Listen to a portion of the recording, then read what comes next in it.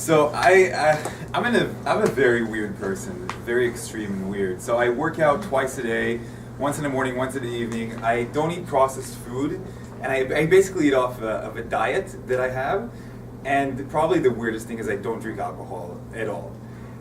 So the story that I want to tell you today is how I got from being like a couch potato, drunk, whatever, all that stuff, to the way that I am today. And so what really happened to me, and why I'm really here. So it goes back to my childhood where I really grew up eating whatever I wanted, and at around at elementary school, I was always being picked on, always being called by names, being beat up, like on a regular basis. Your typical, I guess, future MIT student. Just a typical nerd, and it was painful. Going to school was painful. You didn't want to be there. You always try to hide from the bullies. You always wanted to find your own little spot. So I had it pretty rough those years. And at some point I just kind of reached, I was probably 13, end of 7th grade, like in the summer, where I just said, all right, that's it. I can't take it anymore.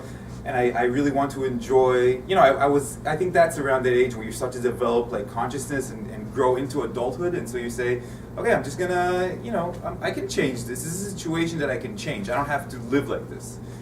So I started running, basically. I started, just going out every night. And in the beginning, I couldn't really run. I just walked because I was quite heavy, and I just walked. And then it gradually turned into running. And in 2 months, I lost quite a lot of weight, right? So I get to the 8th grade, still pimples, but at least thinner. And I'm like, hey, it's me. And people didn't recognize me. So you ended up in a situation, everyone's like, wow, you look so great and everything. And it really felt great. And so I guess from that point on, up until my 20s, I was able to really maintain my weight, and it worked out pretty smoothly. I never put out I've never really emphasized that too much. I always ate what I wanted. I always did what I wanted. But I've had a lot of structural issues with my body that were always inhibiting me from doing things that I really wanted to do, like playing basketball. I was a good player and I always wanted to become better. Any type of sports, or even just hiking for longer hours or doing stuff like that. I always get this pain in my feet, and I just couldn't do it. And I knew everyone knows their own bodies. I knew that this is just something that I was probably born with or had from a very early age, and I really couldn't do anything about that. And I sort of just accepted it. You live with your own defaults, I guess. And then I went to university in Tel Aviv, and then I graduated, and I decided to go to China for some time to learn Chinese, which was a great experience. And I spent some time in China, and during the time after I learned Mandarin and kind of got to know the cultural landscape a little bit, I decided that it would be really cool if I become an entrepreneur and start my own business. And I was like, okay, I can do this. I can try, see how this is done. And what I did was I started helping foreign companies bring their businesses to China. And when you're doing that, especially when you're the only foreigner in a Chinese setting, at least that was the case for me, that involves a lot of alcohol and a lot of dinners. You're always like the central guest, the guest of honor. That means we're gonna get you, shit-faced and throwing up in the gutter and whatever it is. And I was like, okay. In the beginning, I didn't mind much. I drank a lot, and that was cool. And so there's this thing there where the more you drink, I got a lot of respect. The more I drank, I got more and more respect, and that's great for business, apparently. So that's what I did, and I ate everything, and in China you eat a lot of stuff that you wouldn't normally eat, and I wasn't afraid of anything. I was like, no, I know myself, I know my body, no way, I'm going down that road again. And then I was working with a couple of clients, and things were going well, and then I remember.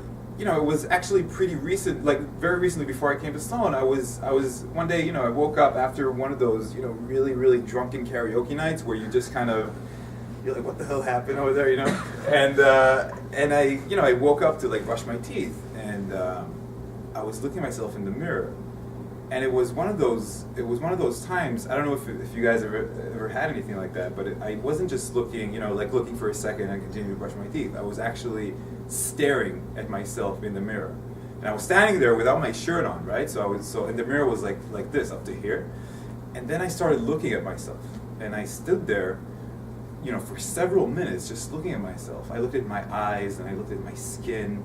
I looked at, how I have like black circles here, and how my skin has become like very wrinkly and like very lifeless. And I did have a belly. It wasn't as fat but I was definitely nowhere near thin or nowhere near anything attractive. And and just every part of my body, I just seemed tired, and I didn't have energy. And I woke up, it was in the morning, and I just didn't feel like I wanted to do anything.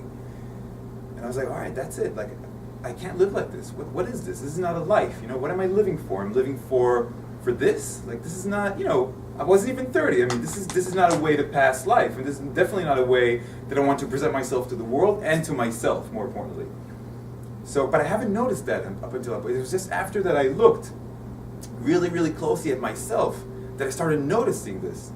So I said, okay, now that I notice this, so I need to do something. Now I know that this is not how I want to be, so maybe I need to find a way to change that situation. So what can I do to get there? So I decided to become vegan. So I stopped eating, I stopped alcohol, stopped eating, processed food, stopped eating all that stuff. And it was hard. But I sort of made a commitment. I said, okay, I'm just going to check it out and see if this is something that I can, that I can sustain, into something that will make a difference in my life. And it did. It did very, very drastically. I just ate fruits and vegetables and nuts and stuff like that. I lost a lot of weight. I became very weak, but I also my skin started clearing up, and just became a little bit more energetic, especially visually. And then I went to Israel after getting some of the salon. I went to Israel, and in Israel, I have a friend of mine who's a personal trainer. He said to me, "Lior, there's a guy that I want you to meet." I was like, "Okay." So he takes you to this apartment, and I go in, and there's this big, dark, dude sitting there smoking a cigarette with the light under him, like like out of the movie, and I'm sitting there, and this guy is saying to me, "So why are you here? Like, why did you want to meet with me?" I said, "I don't know. My friend brought me." So he asked my friend, "Why did you bring him?" And my friend says, "Well, I don't know." He's like, "So, well, stop wasting my time. Like, get the hell out of here. Like, what are you even doing here?" So I said, "All right. I mean, I don't know why I'm here. Like, I don't even understand, why he brought me here." So we're just about to leave, and then when I'm at the door, I turn back to him and I say, "Hey, you know what? Maybe you have some advice about this food thing that I'm struggling with. Like, I'm trying to get my life back in order. Like, I'm trying to eat better. What do you think about this, right?" Because he's obviously knowledgeable, which is why I was there. And he says, "No, that's not good for you." And I said, "Why?" And then he said, "And I can also help you with your foot." And I said, What do you mean? What's wrong with my foot?" He's like, "Can't you see that you're slanted?" I was like, "What? What are you talking about?" Like, I thought, "What, are you crazy?" He's like, "Look, I can show you, but you're gonna have to stay if you want to hear the rest of the story." And so I was very intrigued to hear what this guy has to say, right? So he says, "Take off your pants, take off your shirt, and stand in front of the mirror." That's why I got really scared. But I said, "Yeah, okay, you know what? I'll do it. I mean, I'm going to take the risk, and let's see what this guy says." So when I did that, he was able to actually look at my body, right, and my physique, but I was also able to show it to me. So he made me stand in front of a mirror. And so remember, like when I talked about looking at yourself, this time it was full body, and I was looking at myself. And then he said, "Look, your problem is that you were born with very high arched feet, but your arches are not equal. There is a higher arch on your right foot. Now, because you're out of shape and you've never really been exercising, your whole body is trying to compensate by pulling you to the left, to one direction, because the arch is higher on this foot. And that's why you're actually standing like this." And that was the first time that I actually saw that I wasn't even standing straight when I thought I was, but apparently I wasn't. And that explanation made a lot of sense to me, because I was always shifting my weight from one foot to the other, and I didn't really know why, but it was just always very uncomfortable for me to stand, so I always opted, to sit down. And he said he can help me with that. So I said, okay, you know what? Okay, fine. What do you? But he said you have to follow my orders. You have to follow exactly and do exactly what I tell you to do. So at that time, he gave me a diet that I have to follow very strictly, and he started taking me to the gym. And in the gym, he started working on my muscles and on really like getting rid of the fat that I still had. At about 2 weeks into this very, very rigid program, like 2 hours a day in the gym, I started to get pain in my right foot. And then he said, okay, now come here, come to my studio, and I'm gonna treat you for this. So I said, okay. And what I remember is, and it's a very pivotal moment in this experience, is that I was lying there on the table, and he was treating my leg, sort of like massaging it, and then he said, okay, this is gonna hurt. And then I screamed at the top of my lungs, and I felt like I was going to die because it was the most painful thing I've ever been through, physically. And then he says, all right, get up. And then I stand up, and it was really the first time in my life that I felt that I'm standing, like the way that I am now, where if you try to push me, it would be like I would probably fall down like this, and I wouldn't fall down on one foot or the other. And so I said to him, I was amazed. Well, I'm still trying to parse this physically, but it took my mind a lot of time to understand that I'm all of a sudden standing on solid ground. And so I asked him, what did you do? And so he said, you have muscles in your feet.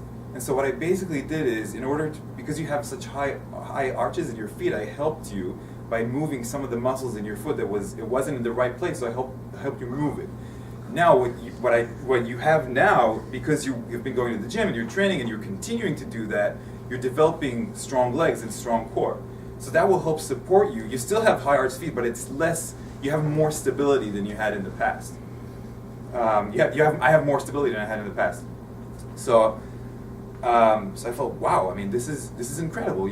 I'm standing upright. I'm feeling stronger. I'm feeling better, and that's sort of what drove me into this lifestyle where I never really anticipated. And when we're talking about trade-offs, and I'm talking about, wow, I don't drink alcohol, I don't eat processed food, all that stuff. It's hard. I remember the first time having to say to people that I don't drink alcohol. Everyone thought I was crazy. Like, what the hell's wrong with you? Just have a beer. And I said no, and you can't explain the whole story. You have to sort of just say it and have it become a part of your life. And that's how I got drove into this. And now, this morning, I was getting dressed and was quite excited about this talk. It's an awesome thing. And I'm looking at myself in the mirror and I'm standing straight. And I said to myself, wow, I'm so happy I'm weird.